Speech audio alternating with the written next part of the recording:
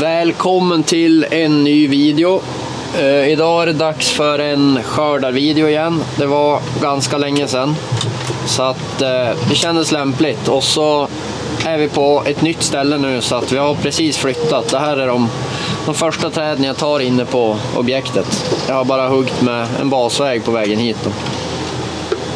Det här är då en första gallring, röjd 2024 står det. Ser ut att vara rejält röjt, alltså det är ju inte så mycket skog att gallra, så att det här lär gå ganska fort. Känns som ett riktigt, jag antar att det har varit liksom ett ganska bortglömt bestånd, för man ser att det är väldiga diameterskillnader, ålderskillnader inne i beståndet, så att det är ju tur de har röjt det, annars hade det här nog inte blivit särskilt bra. Så det vi ska göra nu är att försöka ta bort de egentligen äldsta halvt färdigvuxna träden, ta bort lite undertryckare som står nära varann. Till exempel den där granen som står vid den där tallen är ju exempel på det. Städa upp lite helt enkelt, ta bort grövsta och klenaste. Här är en till undertryckare. Och det här var 11 hektar tror jag, så det är ju, ja, det är ganska hyfsat stort, men det kommer ändå gå fort.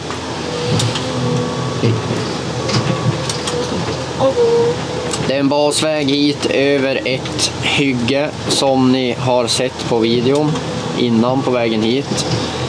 Så det kommer vara en basväg på hygget hit, och så i slutet av hygget kommer den dela upp sig i ett Y, och så kör vi en kantväg här inne i gallringen. Då har vi liksom två utfarter, så att vi behöver inte köra allt virke längs med kanten i gallringen, utan vi kan dela upp det i två, och så samtidigt kör vi så lite som möjligt på det planterade hygget. Här har vi ett exempel. Det är en gran här som är lite undertryckt, och det är en tall här. Egentligen hade jag velat spara tallen och ta bort den här granen, men det är då att då kommer jag behöva lägga vägen här, vilket går. Men då får jag ta bort den här tallen. Så att då får jag ta bort tallen och den här granen. Så det jag idag istället väljer att göra är att ta bort den här tallen. För då kan jag ha kvar både granen och den andra tallen. Så att alla val är liksom inte självklara. Hade man bara och jämfört med de här två träden hade man ju såklart tagit bort granen. Men nu fick man väga in även här borta då.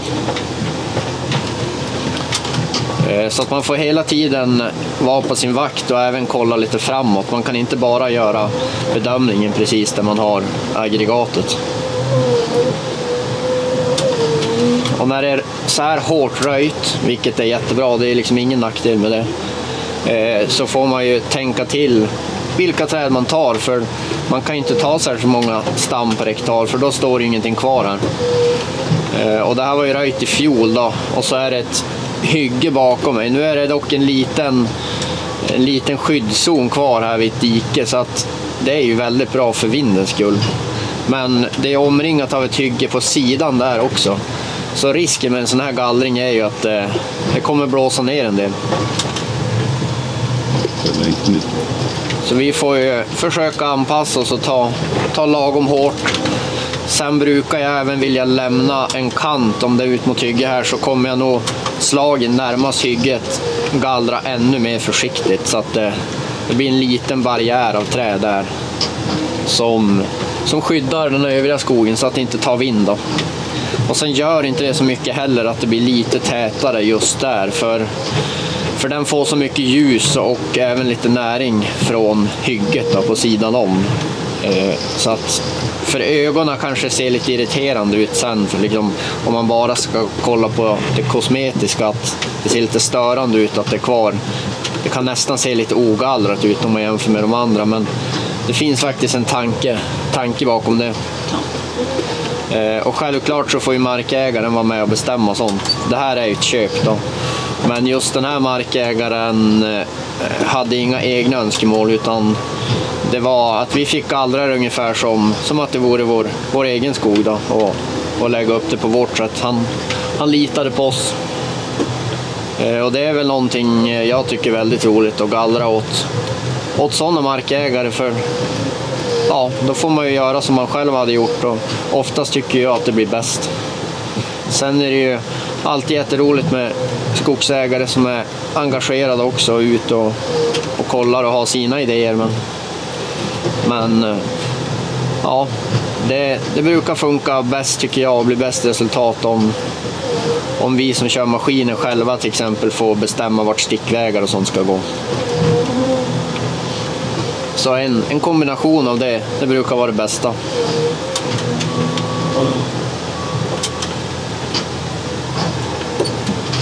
Sen är det lite halvsurt här, så att jag tycker det är viktigt på sådana här ställen att även lämna lite löv. Man vill liksom inte gå in och rensa på löv här.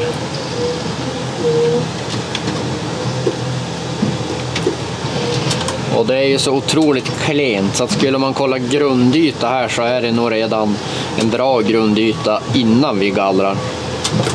Så till exempel den här björken hade man ju kunnat ta, och den hade man ju kunnat ta egentligen om man ska se på avstånd till stammar, men de är så himla klena och det är ganska glest runt omkring, så då väljer jag att lämna dem.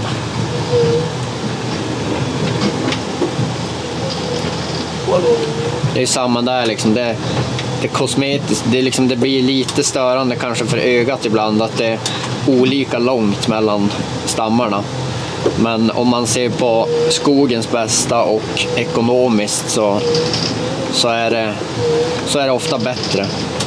Det är inte alltid kanske den för ögat snyggaste gallringen som är det bästa ekonomiskt eller skogsvärdesmässigt. Speciellt när det är klent. En klen gallring som ser snygg ut, den är ofta för hårt tagen. Men en klen gallring där man ser vägarna lite tydligare, och det gör man ju om det är lite tätare mellan vägarna lämnat, då syns ju vägen tydligare, så att för ögat ser det ju fulare ut. Men det är ofta ett bra tecken. För ser en 005-gallring snygg ut, då betyder det att man ser inte vägarna lika tydligt, och då är det gjort så för att det är hårdare taget, så det är ofta sämre. Men börjar det vara liksom en 010, 012 uppåt, då kan det vara så att de även ser snygga ut för ögat.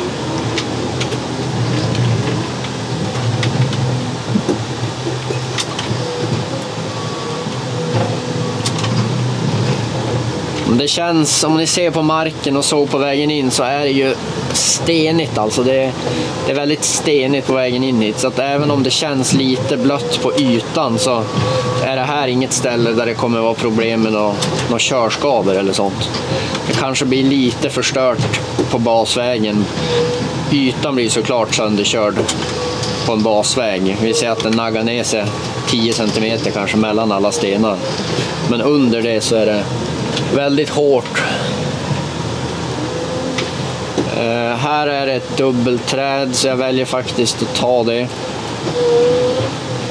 Spara det här stora, för den tallen jag tog nyss här till vänster var en tydlig undertryckt topp på. Så jag vill inte spara den, annars hade man kunnat välja att ta bort den här lite grövre och lämna dem på sidorna. Men nu väljer jag att lämna den större i mitten och satsa fullt ut på den. Och så kan vi lämna lite björk tätare där bak i för att jämna ut.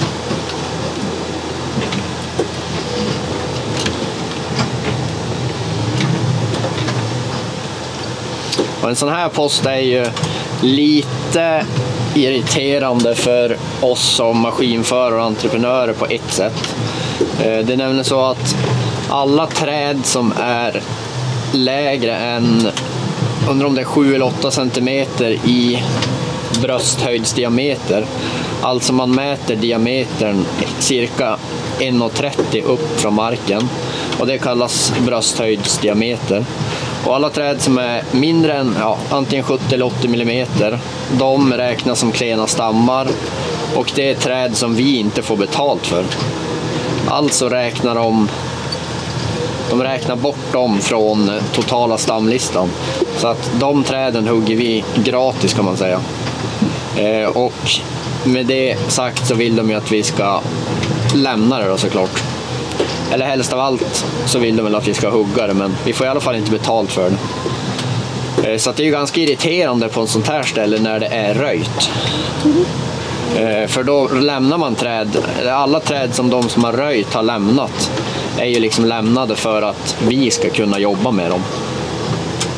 Så att ja, det är inte helt lätt det där, men på köp så vill man ju ändå göra snyggt, så att man får ju ofta aptera upp dem ändå. Sen brukar det gå liksom att göra lite undantag att man får hugga sådana ändå på köp då. Här valde jag att ta bort den här tallen, den var riktigt ful, grov. Och så får vi köra samma här, vi får lämna lite tätare en ring runt om. Den där tog ju bort väldigt mycket ljus för alla andra, och grenarna upp till var väldigt långt ut, så den skuggade liksom egentligen alla de här 6 träden runt omkring. Och då väljer jag att lämna den här granen till exempel. Den här björken är ju för klen, men den får stå ändå.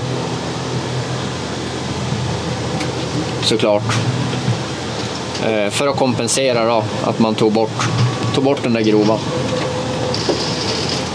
Så man får hela tiden tänka framåt 2-3 steg liksom och jobba efter det.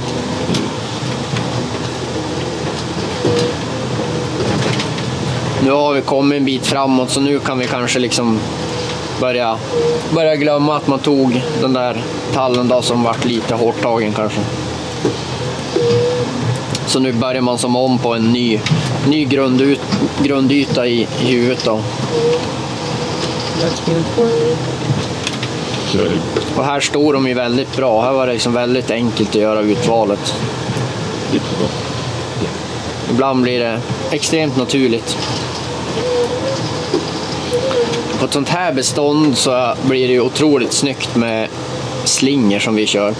För det står så pass halvglest här så att vi kommer kunna göra slingret på vägen tillbaka utan att i princip ta ett enda vägträd för slingret. Så på sådana här bestånd är det ju en jäkla fördel både för skotaren och för skogsägaren att vi kör med slingor. Jag vet inte om jag sa det i början, men jag pratade ju om basvägen in hit och så en kantväg. Och så kommer vi då lägga stickvägarna rätt in och rätt ut, så att det blir ju minimalt med korsningar in i gallringen. Utan skotan kommer bara köra basvägen in hit, köra kantvägen och så vända där och backa in på stickvägarna, och så kommer den lasta ut. Så det blir ju otroligt lite korsningar och område och träd i gallringen som går åt till att ta bort träd som man egentligen vill ha kvar men måste få ta bort för att få plats. Så den här gallringen är ju väldigt lätt att liksom planera och lägga fram körningen, hur man ska göra vägarna och allt sånt. Här behöver man liksom knappt, så fort man ser kartbilden så vet man hur man ska köra. Det finns ju andra objekt som inte ser ut som det här, som en rektangel där man bara kör in och ut, utan det kan vara liksom myra på mitten, och det kan vara höjder, och det kan vara blöta partier hit och dit som man måste ta hänsyn till. Så att då är det betydligt svårare att veta i förväg hur man ska lägga upp det. Antingen får man springa ut och kika, eller så börjar man på ett ställe där man vet att man liksom kan lägga upp det på ett bra sätt, och så jobbar man utifrån det sen. Det här är väl något traktplanering kanske ska göra ibland, men det kan man väl ärligt säga att det är ju väldigt sällan man litar på det, tyvärr. Ofta finns det ju inritat ett förslag på basväg eller stickväg eller något sånt här, och det är väl väldigt sällan, skulle jag säga, som de är liksom kontrollerade ut i fält, utan det känns som det är ritat på någon dator, och så är det bara liksom ett förslag. Så att då är det ju nästan bättre att man gör en värdering själv då. För annars blir det att man hugger upp en basväg som de har trott ska vara bra, och så visar det sig att den inte är det i verkligheten, och så måste man hugga upp en ny också. Då har vi helt plötsligt 2 basvägar i ett bestånd, och det är ju ofta inget man vill, då en basväg är betydligt bredare än en stickväg.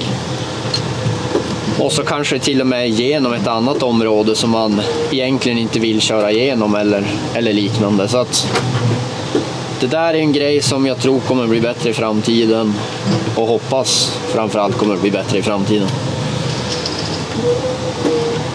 Men man har som lärt sig hur man ska göra och hur man ska kunna lägga upp det på ett bra sätt ändå. Men ja, jag brukar alltid försöka börja med att göra en basväg eller en rejäl stickväg på ett bra ställe och så utgår man från den sen då. Så att då kan man använda sig av blötkartan som vi har. Det är markfuktsnivåkartan i skördan då, där man ser blöta partier. Och så ser man även höjdskillnader, om det går bäckar men dalar och höjder, och det kan ju vara åsar och allt möjligt. Så att med hjälp av de två kartorna så får man ju fram väldigt bra info och kunna lägga en bra basväg.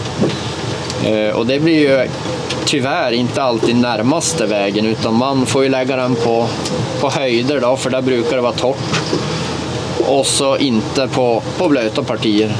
Där har man en bra grund att stå på. Så det gör man som en bild i huvudet utifrån de kartorna, och så kör man då och uppdaterar den kanske lite eftersom hur det ser ut i verkligheten. Det kan ju vara att man gör en basväg rätt igenom ett område och så går det stickvägar neråt höger och vänster. Vilket jag inte föredrar, för då blir det ju korsningar åt båda hållen. Då lägger jag hellre den ena kanten och så gör man långa stickvägar ner mot den då. Eller om det är brant så kan man ju behöva lägga flera olika basvägar och så kör man virke mot den. Och då försöker jag ju tänka på att man ska lägga basvägen liksom i nedre kant och dit virket ska, så att virket skotas neråt. Om det är möjligt. Lättare att lasta och det är lättare att få ut virket på ett snabbt och bra sätt. Skotaren slits ju även mindre på om den drar tunga lass neråt. Det drar mindre bränsle. Det finns liksom bara fördelar. Så länge det inte är till exempel ner mot en myr eller någonting, då måste man ju lägga basvägen uppe och så köra virket uppåt och runt. Det finns mycket att ta hänsyn till, men det låter nog betydligt krångligare än vad det egentligen är. Det är liksom ganska logiska grejer. Här har vi en lucka till vänster. Nu ser ni kanske kameramannen springa runt här. Men jag väljer att lämna de här två tallarna ändå bredvid varann.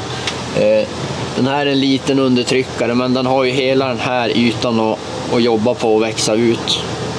Och den här har ju en hel väg här att växa ut på. Så att för ögat sett så ser det ut som man ska ta bort en av dem. Kanske helst en mindre. Men återigen, för skogens värde och ekonomin så vill man ha kvar de där två. Så båda får växa. För man gallrar ju för att öka skogens tillväxt och därmed värde. Och det blir ju både tillväxt och framförallt kvalitet som ökar på ett gallrat bestånd. Sett till mängden kubik som står där blir ju säkert ofta i ett gallrat bestånd lite mindre kubik per hektar. Men då får man ju räkna med att man har fått ut ganska mycket kubik per hektar i gallringen. Plus att det är bättre kvalitet som står där i slutavverkningen. Mer andel timmer. Så att det lönar sig då. I de flesta fall. Om allting har gjorts rätt och gått som planerat.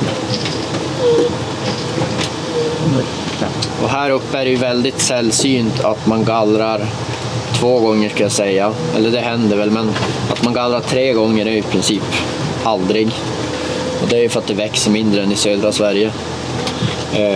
Men på många skogar och på skogarna jag har själv privat exempel, så är det sån mark att där tycker jag att det är bäst att röja hårt 1 gång. 2 gånger om man har väldigt mycket tid, men röja ganska hårt halvsent. Och så går man in och gör en gallring. Sen får det stå på sig till slutavverkning. Det är det jag tycker är bäst i alla fall på mina marker. Sen är det ju jättestor skillnad på vart man bor och hur mycket det växer och vilken bonitet och sånt där. Men det skulle jag säga är ganska vanligt här uppe. Men en gång tycker jag i alla fall absolut man ska gallra i typ alla bestånd. Som kanske är såna här granåkrar, känslig mark, hit och dit. Då tycker jag ju att det finns ju bara ett alternativ och det är att gallra på vintern.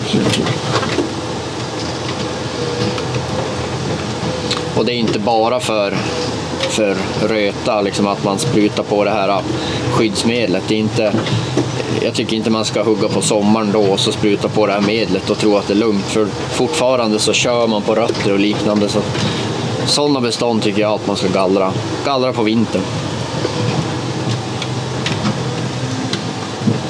Och sen på sådana bestånd kan det vara så att gallrar man det kanske inte på vintern, eller att man gallrar det på någon, ja, det kan ju vara olika omständigheter som gör att man inte gör det. Då kanske man ska skippa slingor till exempel, för då försöker man ju köra så nära träden som möjligt.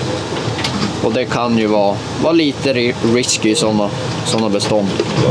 Så då kan det ju nästan vara bättre att köra raka fina stickvägar bara, och så hamnar de lite närmare varandra.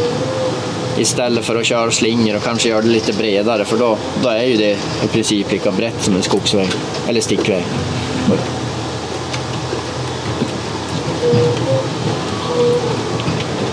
Jag hoppas ni hänger med när jag babblar på. Det kanske är ett jäkla svammel, men det är väl lite grann i alla fall om hur jag tänker när jag lägger upp en gallring och när jag utför en gallring. Ja, ni ser ju, det är väldigt stenigt här under. Så det här kommer ju bli hur bra som helst. Det kommer bli jättefint resultat och det är en perfekt gallring för oss att köra här i slutet av vårkanten. Då får vi köra runt här utan att det blir massa skador. Det var en lite speciell vår. Kom ju extremt tidigt. Dock tycker jag att själva vårförfallet har gått väldigt fort förbi, för det fanns väl knappt någon tjäle som skulle lossas. Eller lossa då, så att det har ändå varit en ganska lindrig vår tycker jag. Det var ju något objekt där i slutet på vinterobjekten som vart lite sönderkört i och med att våren kom så tidigt. Men där valde skogsbolaget i samråd med markägare och vi då, att vi ska fara dit och gräva till det, för det var basvägen som inte höll där. Själva beståndet höll bra. Och så var det så pass lång basväg så att då är det väldigt svårt att kavla hela vägen, för då har vi inget virke kvar. Och så var det redan huggt, så skördan högde innan kärlen släppte, och så kom skotaren sen då, även om den bara låg någon dag efter. Så att i sådana lägen är det ju väldigt bra att kunna fara och gräva till det. Det blir nog, utan att veta siffror, men jag skulle tro att det blir betydligt billigare då för skogsbolaget som får stå för det att göra så än att förlora massa virke till kavling. Och så kavlar man så blir det ju ändå inte helt perfekt liksom resultat, så att i sådana lägen kan det vara bra med en grävare. Och då tycker jag det är extra skönt med att vi har en egen grävare, så då vet vi att det blir gjort också. Men förutom det så har det varit en väldigt skonsam vår. Sen kanske vi har haft lite tur med att vara på bra vårobjekt, men så är det ibland.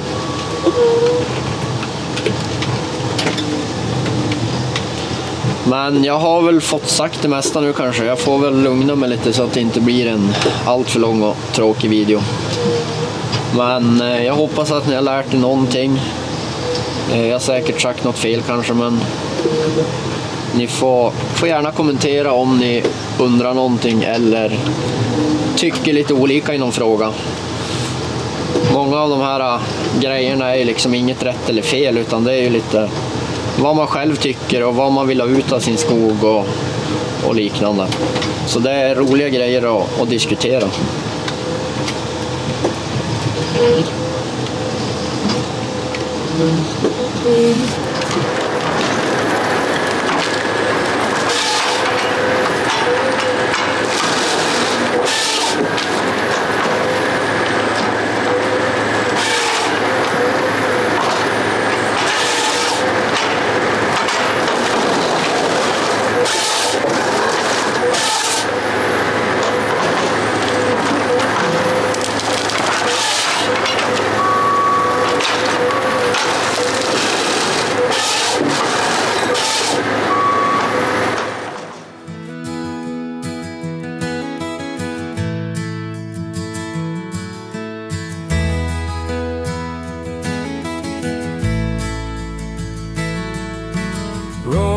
Through the pines so tall, steel giants answering nature's call, tearing through the woods with might, underneath the moon's soft light. Forest machines hum their song, chainsaws buzzing all night long. Engines roar like beasts in flight, cutting paths through endless night.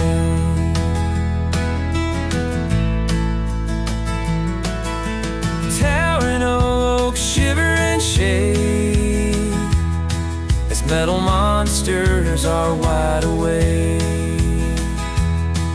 Their iron jaws chew what they find, leaving trails of trails behind. Forest machines hum their song, chainsaws buzzing all night long. Engines roar like beasts in flight, cutting paths through endless night.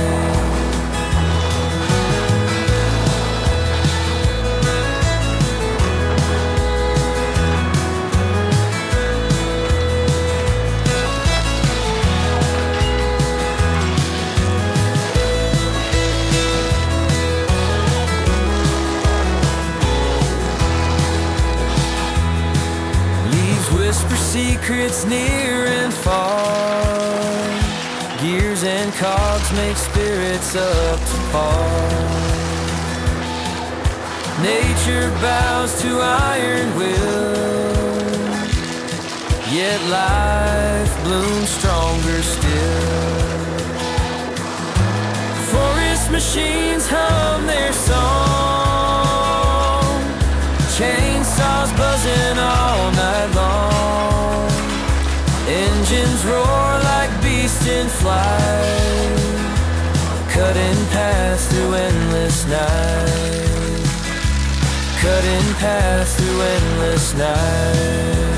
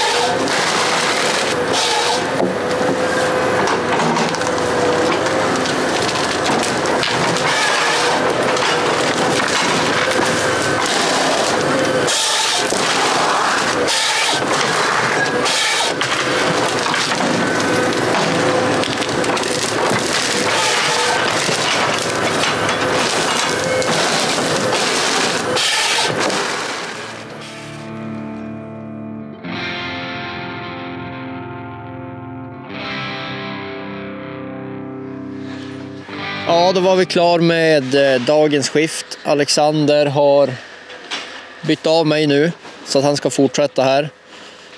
Så att jag hoppas ni har tyckt det var roligt att kolla och så ses vi i nästa video.